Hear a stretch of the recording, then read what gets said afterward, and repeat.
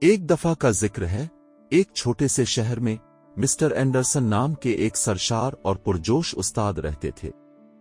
انہوں نے اپنی زندگی نوجوان ذہنوں کو تعلیم دینے کے لیے وقف کر رکھی تھی۔ مسٹر اینڈرسن کا دن عام طور پر طلوع آفتاب سے پہلے شروع ہو جاتا تھا، کیونکہ وہ سبق کے منصوبے تیار کرنے اور اپنی کلاسوں کے لیے تمام ضروری مواد اکٹھا کرنے کے لیے جلدی جاگتے تھے۔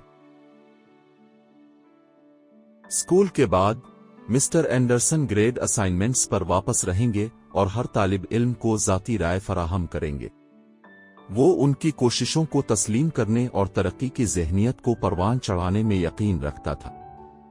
اس نے ایک محفوظ جگہ بنانے کے لیے انتھک محنت کی جہاں طلبہ غلطیاں کر سکیں اور ان سے سیکھ سکیں۔ مسٹر اینڈرسن نے ایک استاد کے طور پر اپنا سفر جاری رکھا، جس سے طلبہ کی ان نسلوں کو متاثر کیا جو دنیا پر مثبت اثرات مرتب کریں گے۔